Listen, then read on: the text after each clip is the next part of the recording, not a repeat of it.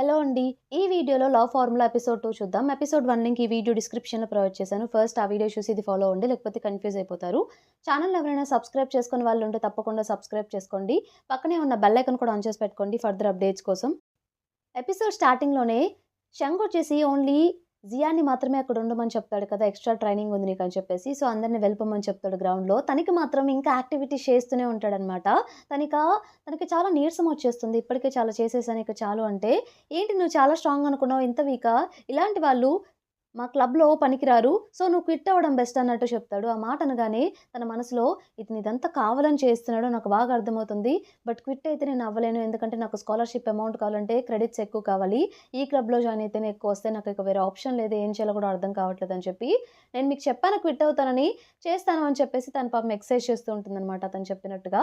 ఇక రూమ్‌కి వెళ్ళిపోయి తను హెడ్ బాత్ చేద్దామని చెప్పి లోపలికి వెళ్తే, టాంగ్ ఏం చేస్తుందంటే తన రూమ్‌మేట్ తన మీద కోపంతోటి తను యూజ్ చేసే షాంపూలో ఏవో కలర్స్ పోసేసి రీప్లేస్ చేస్తుంది ఇంకొక బాటిల్‌తో. అది హెడ్ బాత్ చేసిన తర్వాత తన హెయిర్ అంతా కలర్‌గా మారిపోతుందనమాట. తనిక గట్టిగా అరుచుకుంటూ బయటకొస్తుంది. ఎవరు ఈ పని చేశారని చెప్పేసి. మీఫెన్ కూడా రూమ్‌లోనే ఉంటుంది. బయటికి రాగానే టాంగ్‌ని క్వెషన్ చేస్తుంది. "ఇదంతా నువ్వే చేసావు కదా!" అంటే, "నేనెందుకు చేస్తాను? నాకేం పని? నేను నా పాటికి నేను బుక్ చదువుకుంటున్నాను" అన్నట్టు తను చెప్తుంది. ఆ బుక్ కూడా రివర్స్‌లో ఉంది. పైగా నీకు రూమ్‌లో బుక్ చదివే అలవాటు కూడా లేదు. నిజం చెప్పు అంటే, "నిజమే చెప్తున్నాను. నాకేం పని" అన్నట్టు టాంగ్ చెప్తుందనమాట. "మరి నీ చేతికున్న ఆ కలర్ సంగతేంటంటే, అది నేను పెయింటింగ్ ఏసేప్పుడు తగిలిందిలే" అన్నట్టు కవర్ చేస్తుంది. అక్కడ పక్కనే కలర్ ట్యూబ్ ఉంటే, ఇక్కడ ట్యూబ్ కూడా ఉంది కదా! ఈ కలర్ ఏంటో చూస్తే అర్థమైపోతుంది నువ్వు చేసావా లేదా అని చెప్పేసి అన్నట్టంటే, అది యెల్లో కలర్ అది కాదు నేను వేసింది అన్నట్టు తను చెప్పేస్తుందనమాట మాటల్లో. సో, పక్కన మీఫెన్ కూడా అసలు ఇలా చేస్తావని అస్సలు అనుకోలేదు. ఎందుకు ఇలా చేసావు అన్నట్టు క్వెషన్ చేస్తూ ఉంటుందనమాట. జియానేమో నాకిప్పుడే అర్థమైంది. రేపు మార్నింగ్ సలూన్‌లో మీట్ అవుతాను నిన్ను. మర్యాదగా సలూన్‌కి రా అని చెప్పేసి తనకి చెప్పేస్తుంది. నెక్స్ట్ డే మార్నింగ్ ఎవరికీ కనిపించకూడదని చెప్పేసి హ్యాట్ పెట్టుకొని సైకిల్ తొక్కుంటూ సలూన్‌కి వెళ్తూ ఉంటుందనమాట ఫాస్ట్‌గా తను. ఆ హెయిర్ స్టైల్ అంతా అలా అయ్యేసరికి కలర్స్‌గా అయ్యేసరికి. వెళ్ళేప్పుడు మన శంఖ్ కూడా ఇయర్ ఫోన్స్ పెట్టుకొని అటువైపే హూడీ వేసుకొని మంకీ క్యాప్ ఏసుకొని వెళ్తూ ఉంటాడు. సో, అనుకోకుండా తినేం చేస్తుందంటే శంఖ్ వెళ్తూ ఉన్నప్పుడు తిను ఫాస్ట్‌గా వెళ్తూ శంఖ్ ఇయర్ ఫోన్స్ పెట్టుకొని ఉంటాడు. అది తిన చేతికి తగులుతుందనమాట. అలా తగిలినప్పుడు తన క్యాప్ కూడా టైట్ అయిపోయి ఫేస్ మొత్తం కవర్ అయిపోతుంది. తినేమో ఆగి ఎవరిలా చేసిందని చెప్పేసి షంగేమో అరుస్తూ ఉంటాడు.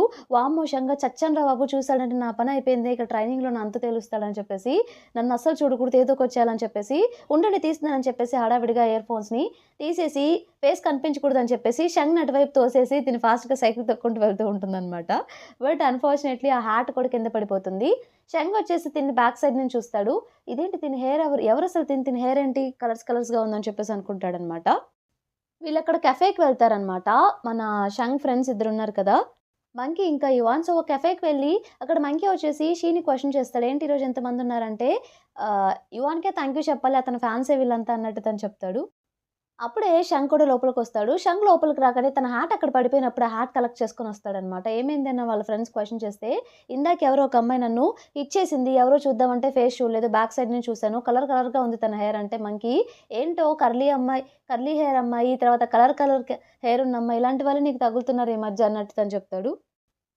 అప్పుడే కాఫెటేరియాకి జియాన్ వస్తుందనమాట. తనేం చేస్తుందంటే కర్లీ హెయిర్‌ని సలూన్‌కి వెళ్ళి స్ట్రెయిటెన్ హెయిర్‌గా చేంజ్ చేసుకొనొస్తుంది. పర్మనెంట్ స్ట్రెయిటనింగ్ చేసుకొనొస్తుంది. తను రాగానే మంకీ చూసి అది జియానే కదా! చాలా బావుంది. చాలా క్యూట్‌గా కనిపిస్తుంది. హెయిర్ స్టైల్ చేంజ్ చేసిన తర్వాత అన్నట్టు చెప్తాడు. వెంటనే షంగ్ కూడా చూస్తాడనమాట. ఏంటి తను క్యూట్‌గా ఉందా? నాకేం అనిపించలేదు అన్నట్టు తను అంటాడనమాట. జియాన్ తన ఫ్రెండ్ మీఫెన్ కోసం వస్తుంది. తను ఫస్ట్ ఫ్లోర్‌లో ఉందని తెలిసి వెంటనే ఫస్ట్ ఫ్లోర్‌కి వెళ్తుందనమాట. యాక్చువల్లీ అక్కడ ప్రిన్స్ లు అని చెప్పేసి ఒక ఐడోల్ ఉంటాడనమాట. అక్కడ కాఫెటేరియాలో ఆ రోజు ఐడోల్ రిలేటెడ్ ఏవో సంథింగ్ ఐటెమ్స్ అని ఇస్తుంటారు. అతనెవరో కాదు యువానే. బట్ యువానే ప్రిన్స్ సు అని చెప్పేసి ఎవరికీ తెలీదు వాళ్ళ ఫ్రెండ్స్‌కి తప్ప. సో, తన ఫ్రెండ్ మీఫెన్ ఏం చేస్తుందంటే, నాకు ఇంకొక పేరు కావాలి. అందుకే నిన్నిక్కడ లైన్‌లో నిలబడమని చెప్తున్నాను. ఒకరికొకటే ఇస్తున్నారు. సో, ఇక్కడ నిలబడు అని చెప్పేసి తనను కూడా నిలబడమని చెప్తుందనమాట. షంగోజ్ ఇంకా తన ఫ్రెండ్స్ పైకి కూడా వస్తారు. నీకు చాలా టైం ఉన్నట్టుంది కదా! హెయిర్ స్టైల్ చేయించుకోవడానికి, అలాగే నీ ఐడోల్స్‌ని ఫాలో అవ్వడానికి రేపు రా టైంకి రా. నీకు ఇంకా ఎక్కువ ట్రైనింగ్ ఇస్తానులే అన్నట్టు చెప్తాడు. అది నేను నా కోసం రాలేదు, నా ఫ్రెండ్ కోసం వచ్చానని చెప్తున్నా కూడా అర్థం చేసుకోకుండా వెళ్ళిపోతాడనమాట. చెప్పినట్టుగానే ఆ రోజు ఈవినింగ్ ట్రైనింగ్ పాపం అందరూ వెళ్ళిపోయినా కూడా తనని మాత్రం స్విమ్ చేయమని చెప్తూనే ఉంటాడు పాపం. ఆ ట్రైనింగ్ అయిపోయిన తర్వాత మంకీ క్వెషన్ చేస్తాడనమాట. వాళ్ళిద్దరూ రూమ్‌లో ఉన్నప్పుడు, "ఎందుకు తనని అలా ఇబ్బంది పెడుతున్నావంటే, మరి తను అలా చేసుకుంది. తను చేసిన దానికి నేను ఏదో ఒకటి చేయాలి కదా!" అన్నట్టు తను చెప్తాడు. ఆ మాటలు బయట నుండి మన జియాన్ కూడా వింటుందనమాట. జియాన్‌కి కోపమొచ్చి నేనేం చేశాను ఇలా నన్ను కష్టపెడుతున్నాడని చెప్పి వెంటనే లోపలికొచ్చేస్తే, మంకీ ఇక మీ ఇద్దరు మాట్లాడుకోండి నేను బయటికి వెళ్తున్నానని చెప్పేసి బయటికి వెళ్ళిపోతాడు. నేనేం చేశాను ఇలా నన్ను టార్చర్ చేస్తున్నారు, ఆ పని ఈ పని చేయమని చెప్పి అన్నట్టు క్వెషన్ చేస్తే, నాకు లెటర్ రాసావు కదా నాకు గుర్తుంది. ఇదిగో లెటర్ నువ్వే చూడు. నీకే అర్థమవుతుంది అన్నట్టు లెటర్ ఇస్తాడు. అప్పుడే అర్థమవుతుందనమాట. అదేంటి నేను అపాలజీ లెటర్ రాస్తే ఇదెలా వచ్చింది? ఇది నేను కాదు రాసింది. నేను నిజంగా అపాలజీ లెటర్ రాసాను. ఇది ఎలా రీప్లేస్ అయిందో నాకు తెలీదు. నేను మంకీకి నేను రాసిందే ఇచ్చాను లెటర్ అన్నట్టు తను చెప్తుందనమాట. అయినా కూడా అది నమ్మడు. ఇదంతా నువ్వే చేసావు. సో, అందుకే ఇలా చేయాల్సొచ్చింది నేను అన్నట్టు తను చెప్తాడు. జియాన్ సరే అయితే ఇప్పుడు మీ కోపం తగ్గాలంటే నేనేం చేయాలో చెప్పండంటే 10 డేస్ నాకు అసిస్టెంట్‌గా ఉండాలి అన్నట్టు తను చెప్తాడనమాట. ఇక వేరే ఆప్షన్ లేక సరే అని చెప్తుంది. తన ఫోన్‌లో నంబర్ కూడా సేవ్ చేస్తాడు. ఇదే నా నంబర్ ఎప్పుడు ఎక్కడ కాల్ చేసినా కూడా నువ్వు నాకు ఆ హెల్ప్ చేసి పెట్టాలని చెప్పేసి. అప్పుడే ఫుడ్ ఆర్డర్ చేయమని చెప్పి చెప్తాడనమాట. తనకు కావాల్సిన ఐటెమ్స్ అన్నీ. ఒక్కసారే చెప్తాడు. అవన్నీ ఫాస్ట్‌గా చెప్పేస్తాడు. సెకండ్ టైమ్ చెప్పమన్నా కూడా రిపీట్ చేయడు. కార్డ్ ఇచ్చేసి వెళ్లి తీసుకురా అని చెప్పి చెప్తాడు. పాపం తనిక ఆ రోజు నుండి తన చుట్టే తిరుగుతూ ఉంటుందనమాట. జియాన్ షంగ్ చుట్టే. వేరే అమ్మాయి షంగ్‌తో మాట్లాడాలనుకున్నా కూడా నా అసిస్టెంట్ ఉంది కదా! తనతో జియాన్‌తో మాట్లాడండి. ఏమున్నా తన నంబర్ తీసుకోండి అన్నట్టు చెప్తాడు. ఇక అందరూ తనకి మెసేజ్‌లు పెట్టడం స్టార్ట్ చేస్తారు. తర్వాత మళ్ళీ ఫుడ్ ఆర్డర్ చేయమని చెప్తే తనేమో రిలాక్స్‌గా కూర్చొనుంటుందనమాట. అదేంటి వెళ్లి వెంటనే తీసుకురాకుండా ఇంత రిలాక్స్‌గా కూర్చొనుందని చెప్తే తనేం చేస్తుందంటే ఆర్డర్ చేస్తుందనమాట campus delivery. So, first order free అయ్యేసరికి అదే విషయం షంకి చెప్తే, "ఇదన్నమాట సంగతి. నాకు కోపం తెప్పించావు. మర్యాదగా ఇక్కడి నుండి వెళ్ళిపో" అంటే, "సరే వెళ్తానని" చెప్పేసి వెళ్ళే ముందు, "ఇందాక ఒక అమ్మాయి నీతో మాట్లాడాలనుకుంది కదా! అమ్మాయి నాకు మెసేజ్ చేసింది. ఆ అమ్మాయికి నువ్వంటే చాలా ఇష్టమంట" అని చెప్పి, ఆ అమ్మాయి పెట్టిన మెసేజ్‌ని కావాలని చెప్పేసి అందరికి వినిపించేలా గట్టిగా చదువుతూ ఉంటుంది.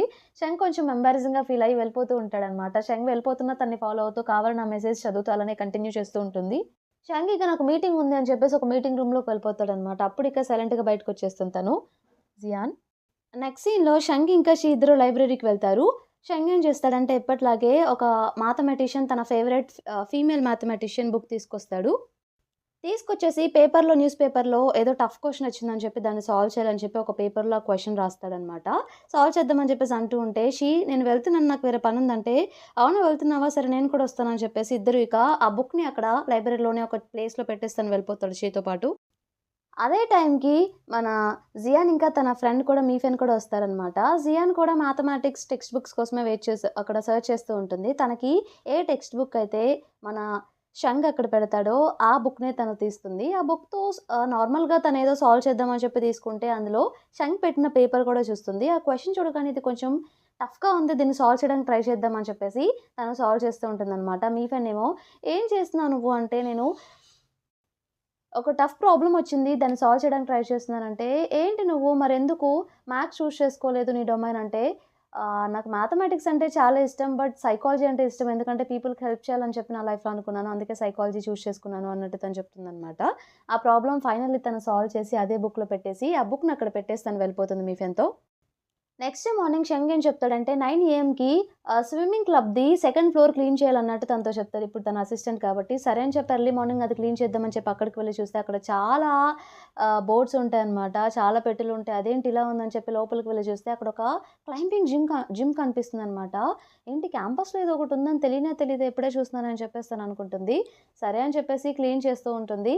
ఇంకో పక్క మన షంగ్ వచ్చేసి ఆ ప్రీవియస్ డే తన టెక్స్ట్ బుక్ అక్కడ పెట్టాడు కదా! ఆ ప్రాబ్లమ్ ఒక పేపర్‌లో రాసేసి, మళ్ళీ లైబ్రరీతో షీతో వెళ్ళి ఆ బుక్‌లో ఆ పేపర్ కోసం చూస్తూ ఉన్నప్పుడు ఆల్రెడీ ఎవరో సాల్వ్ చేసుంటారు. చెప్పాను కదా! ఆల్రెడీ మన జియాన్ సాల్వ్ చేసుంటుందని చెప్పేసి. అది చూసి ఎవరో కన్ఫర్మ్‌గా ఒక అమ్మాయి సాల్వ్ చేసింది. ఎందుకంటే అబ్బాయిలు ఇంత నీట్‌గా ఉండదు హ్యాండ్ రైటింగ్. కన్ఫర్మ్‌గా అమ్మాయే అయ్యుంటుంది అన్నట్టు చెప్తూ ఉంటాడు. అదేంటి ఈ ప్రాబ్లమ్ సాల్వ్ చేయగలిగిందంటే తను మ్యాథమెటిక్స్‌లో చాలా జీనియసా? లేదు ఇది కొంచెం లో డిఫికల్టీ క్వెషన్. దీనికన్నా ఎక్కువ డిఫికల్టీ క్వెషన్ ఇచ్చి చూస్తానని చెప్పేసి తినేం చేస్తాడంటే ఇంకొక పేపర్‌లో దీనికన్నా ఎక్కువ డిఫికల్ట్ క్వెషన్ రాసి ఆహ్, అదే బుక్‌లో మళ్ళీ ఆ పేపర్ పెట్టేసి అక్కడ పెట్టేస్తాడు. అక్కడ పెట్టేసి ఇక జియాన్‌ని మీట్ అవుదామని చెప్పేసి వెళ్తాడనమాట. తనని క్లీనింగ్ చేయమని చెప్పాడు కదా! సో, తిను వెళ్ళేసరికి జియాన్ పాపం అక్కడే పూల్ దగ్గర పడుకొని నిద్రపోతూ ఉంటుందనమాట క్లీనింగ్ అంతా చేసి. సో, తినికి షంగ్ అది చూసి వెంటనే జియాని లేపుతాడు. "ఏంటి నువ్వెక్కడ పడుకున్నా నిద్రపోగలవా? అంత ఫ్రీగా నిద్రపోతున్నావు. సరే రా ఇక నాతో పాటు రేపు మార్నింగ్ నా ఆఫీస్‌కొచ్చేసేయి. ఇక అన్నీ హ్యాండ్ ఓవర్ చేద్దువు గానీ, ఇక అసిస్టెంట్‌గా ఉండాల్సిన అవసరం లేదని" చెప్పగానే తను చాలా హ్యాపీగా ఫీల్ అయిపోయి నెక్స్ట్ డే తన ఆఫీస్‌కి వెళ్లి తన కోసం వెయిట్ చేస్తూ ఉంటుందనమాట. అక్కడంతా చూస్తూ ఉన్నప్పుడు కింద ఏదో బ్రేక్ అయ్యి చిన్న మార్బుల్‌లా పడుంటుంది. ఏంటా అని చెప్పి చూస్తూ ఉంటే పైన ఒక ట్రాఫీది పగిలిపోయి అక్కడ పడుంటుంది. దాన్ని తీసుకొని ఇది దీనిదే అనుకుంటా పగిలిపోయినట్టుందని చెప్పేసి ఒక ఫోటో తీసుకుంటూ ఉంటుందనమాట. బయట దాన్ని సెట్ చేద్దామని చెప్పేసి. అప్పుడే అక్కడికి షంగొస్తాడు. షంగ్ లోపలికొచ్చేసి "అసలు నా ట్రాఫీ నువ్వెందుకు పట్టుకున్నావు" అన్నట్టు గట్టిగా క్వెషన్ చేస్తాడు. యాక్చువల్లీ ఆ ట్రోఫీ తన ఫ్రెండ్ ఉన్నప్పుడు స్విమ్మింగ్ కాంపిటీషన్‌లో విన్ అయిన ట్రోఫీ అనమాట. అప్పుడు వాళ్ళిద్దరూ తన ఫ్రెండ్ ఇంకా తను ఫోటో కూడా తీసుకుంటాడు. సో, పాస్ట్‌లో జరిగింది గుర్తు చేసుకుంటూ, "ఎందుకు ఇది బ్రేక్ చేసావు?" అని చెప్పి తనని క్వెషన్ చేస్తే, "నిజంగా నేను బ్రేక్ చేయలేదు. ఆల్రెడీ బ్రేక్ అయ్యింది. అందుకే నేను ఫోటోస్ తీయడానికి ట్రై చేస్తున్నాను. ఇది ఫిక్స్ చేయొచ్చేమో అని చెప్పేసి కావాలంటే చూడు" అంటే ఆ ఫోన్ ఇసిరి కొట్టేస్తాడు. తనకిక వెంటనే వెళ్లి చాలా కోపమొస్తుందనమాట. ఫోన్ చూసుకుంటే గ్లాస్ అంతా పగిలిపోయి ఉంటుంది. షంగొచ్చేసి "నేను పే చేస్తానులే ఫోన్ కంటే అవసరం లేదు. నేను నిజమే చెప్తాను. నిజంగా నేనే పగలగొట్టుంటే అదే చెప్పేదాన్ని కదా! అబద్ధం చెప్పాల్సిన అవసరం నాకేంటి? నేనైతే ఈ పని చేయలేదని" చెప్పేసి కోపంగా బయటికి వెళ్తూ ఉంటుంది. అప్పుడే మంకీ లోపలికొస్తూ ఉంటే మంకీకి డాష్ ఇచ్చేసి వెళ్ళిపోతుందనమాట. తనంత కోపంగా వెళ్ళేసరికి మంకీ ఏమైందా అని చెప్పి లోపలికి వెళ్లి చూస్తే ఆ ట్రాఫీ పగిలిపోయి ఉంటే ఎవరు చేశారన్నట్టు చంగ్‌ని క్వెషన్ చేస్తాడు. తెలీదు అన్నట్టు చెప్తాడు. అక్కడ ఒక కన్సర్ట్ టికెట్ చూస్తాడనమాట మంకీ. సో, వెంటనే అది చూసి ఎవరో ఈ టికెట్ పెట్టడానికే వచ్చి ఇది పగలగొట్టినట్టున్నారే అన్నట్టు తననుకుంటాడు. ఇప్పుడు తెలిసిపోతుంది ఎవరొచ్చారో. ఈ కన్సర్ట్‌కి వెళ్తాను. అప్పుడు తెలిసిపోతుంది కదా! ఆ సెకండ్ టికెట్ ఎవరి దగ్గర ఉందో. వాళ్ళు కూడా అక్కడికొస్తారు తెలిసిపోతుంది అన్నట్టు ఈవినింగ్ ఆ కన్సర్ట్‌కి వెళ్తాడనమాట. కన్సర్ట్‌కి వెళ్ళి వెయిట్ చేస్తూ ఉంటాడు. ఇక స్టార్ట్ అవ్వగానే లోపలికి వెళ్ళిపోయి కూర్చుంటే అదే కన్సర్ట్‌కి మన జియాన్ కూడా వెళ్తుందనమాట. తన పక్క సీట్‌లో జియానే వచ్చి కూర్చుంటుంది. జియాన్ ఏమో షంగ్ ఫేస్ చూసి, షంగ్ ఏమో జియాన్ ఫేస్ చూసి ఒక్కసారిగా సర్ప్రైజ్ అవుతారు. ఇంతటితో మనకి ఎపిసోడ్ కంప్లీట్ అయిపోతుంది. ఈ ఎపిసోడ్ మీకు నచ్చిందనుకుంటున్నాను. నచ్చితే తప్పకుండా ఛానెల్‌ని సబ్స్క్రైబ్ చేయండి. అలానే వీడియోని లైక్ చేయండి. Thank you for watching.